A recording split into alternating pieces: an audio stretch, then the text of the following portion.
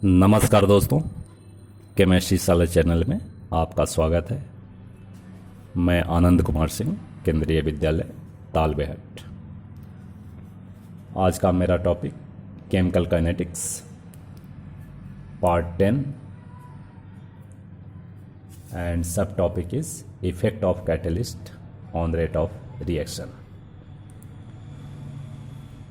तो दोस्तों, हमने अभी देखा कि rate of reaction depends on concentration, rate of reaction depends on temperature, and third one is very important factor that is catalyst.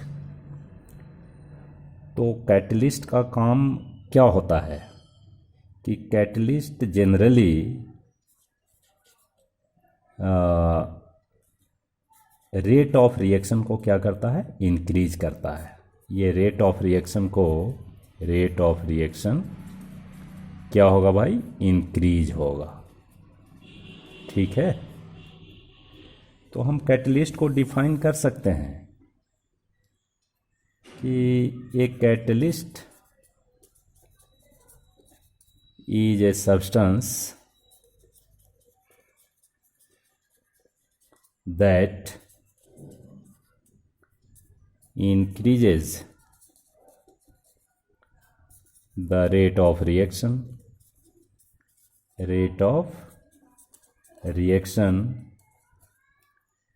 without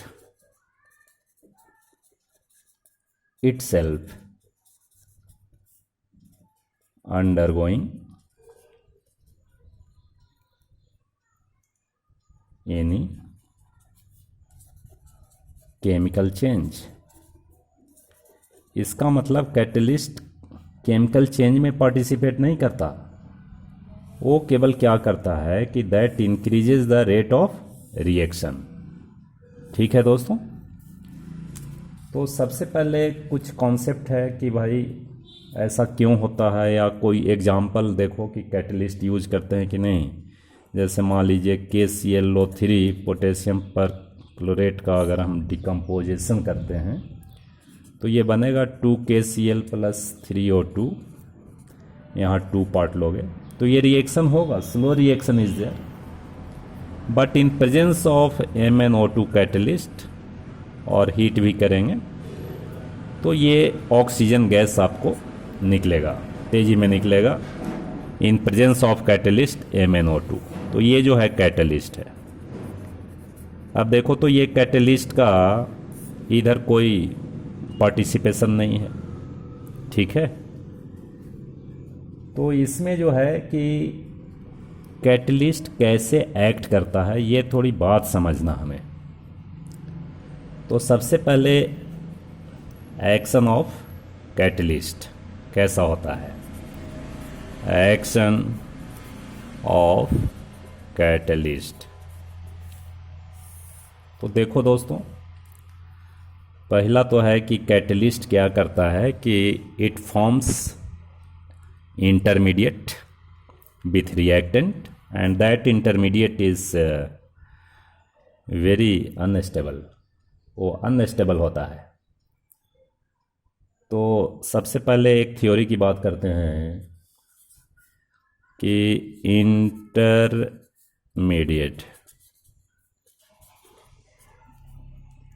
complex formation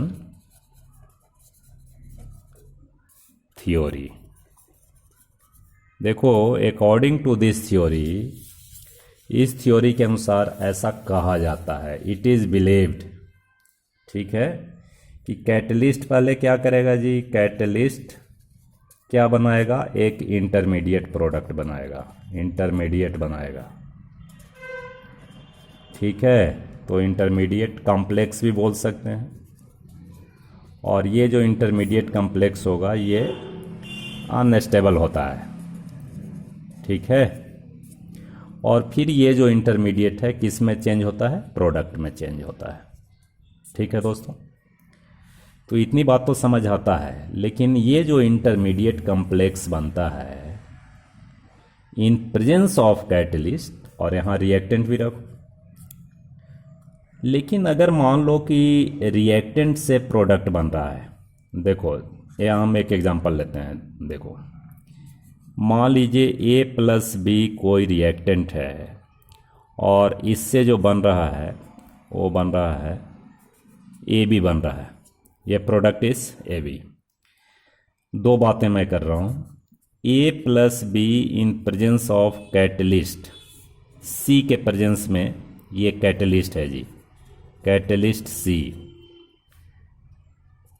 के presence में हो रहा है, तो ये एक इंटरमीडिएट बनाएगा, ऐसा बनाएगा ए और बी, ये बॉन्डिंग होगी, temporary bonding between A B and C. और फिर उसके बाद क्या होगा कि product is form A B. अब देखो बिना कैटलिस्ट का भी अगर हम बनाते हैं ए प्लस बी, अब हम डायरेक्ट बना रहे हैं जी, तो डायरेक्ट क्या बनेगा, ए बी तो बनेगा ही, इसमें भी इंटरमीडिएट बनेगा ए और बी, ये इसमें भी इंटरमीडिएट कॉम्प्लेक्स बन रहा है और इसमें भी बन रहा है। तो ऐसा विश्वास होता है, ऐसा विश्वास किया जाता है, इट इज़ बिलीव्ड दैट कि the potential energy of this complex is less than this one, इसका पोटेंशियल एनर्जी लेस होता है भाई, और बिना कैटलिस्ट का करोगे तो इसका पोटेंशियल एनर्जी ज़्यादा होगा, मोर होएगा। तो बताओ तो एक्टिवेटेड कॉम्प्लेक्स बनाने में, इंटरमीडिएट कॉम्प्लेक्स बनाने में ये कम एनर्जी है, इसका मतलब एनर्जी कम होगा, तो क्या होगा, रेट ऑफ रिएक्शन ज़्यादा होएगा। ठीक है, अगर हम बाय ग्राफ ऐसा समझें, जैसे देखो पहले भी ग्राफ देखा होगा कि अगर हम ये पोटेंशियल एनर्जी की बात करें और इधर रिएक्शन कोऑर्डिनेट, ठीक है, तो मान लीजिए रिएक्टेंट की कुछ है पोटेंशियल एनर्जी है और रिएक्शन शुरू होने के लिए इट रिक्वायर्ड सम एनर्जी, और उस एनर्जी पे क्या बनेगा भाई, उस एनर्जी पे कॉम्प्लेक्स बनेगा, इंटरमीडिएट कॉम्प्लेक्स बनेगा, इसको हम लोग एक्टिवेशन एनर्जी भी बोलते हैं, ये एक्टिवेशन एनर्जी। ठीक है दोस्तों,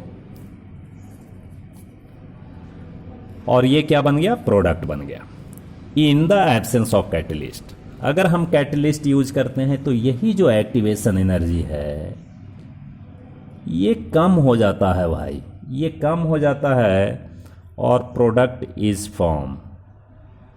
ये जो एक्टिवेशन एनर्जी है ये less activation energy, less activation ये लिख देते हैं बाय यूजिंग कैटलिस्ट। तो हम कह सकते हैं कि कैटलिस्ट का यूज जब हम करते हैं तो ये एक ऑल्टरनेट पाथ को चुनता है, और वो ऑल्टरनेट पाथ की एनर्जी क्या होती है, कम होती है। अब बताओ कि एनर्जी कम हो रहा है तो रेट ऑफ रिएक्शन बढ़ेगा ना, बढ़ेगा कि नहीं, ठीक है। तो इस तरह से हम ग्राफ से भी समझ सकते हैं। अब इसमें याद रखना है भाई, कुछ बात याद रखना है कि लोअर द एक्टिवेशन एनर्जी ये, then rate of reaction is more. ठीक है, तो हम कैटलिस्ट से क्या करते हैं कि रेट ऑफ रिएक्शन को ही बढ़ाते हैं, और कैटलिस्ट करता क्या है भाई, ये एक ऑल्टरनेट पाथ को सेलेक्ट करता है and intermediate is form, and intermediate in presence of catalyst having less energy then intermediate without catalyst. ठीक है दोस्तों, कुछ और हम कैरेक्टरिस्टिक जानते हैं कैटलिस्ट का, कि कैटलिस्ट का काम क्या होता है, अक्सर सीबीएसई में पूछ देते हैं। तो सबसे पहला है कि ए small quantity of catalyst is sufficient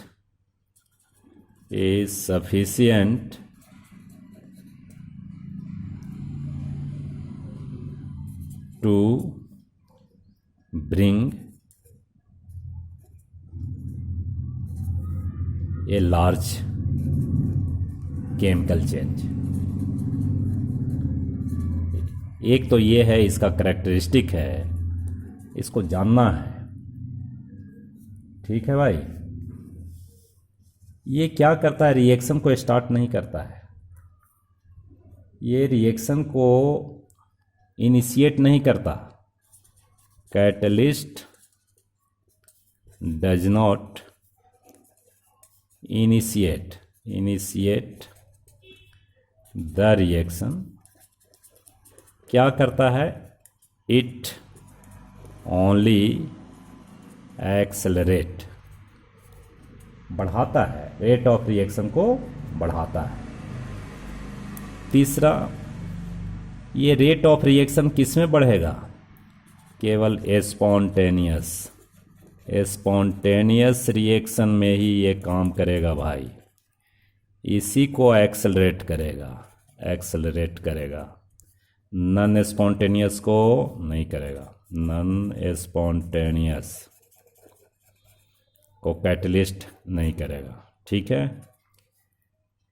इसमें देखो डेल्टा जी ये चेंज नहीं होता, नो चेंज। ठीक है। डेल्टा एच नो चेंज, किसके प्रेजेंस में, in the presence of catalyst.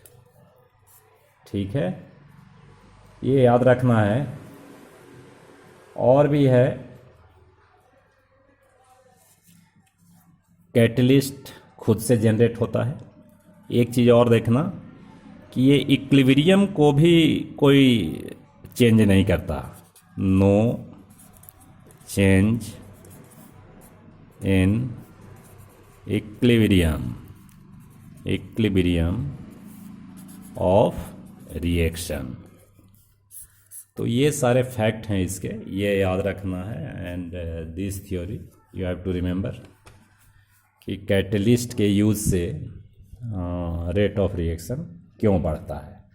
तो एक्चुअली सिंपल समझना है कि ये it decreases the activation energy. ठीक है दोस्तों, थैंक यू वेरी मच।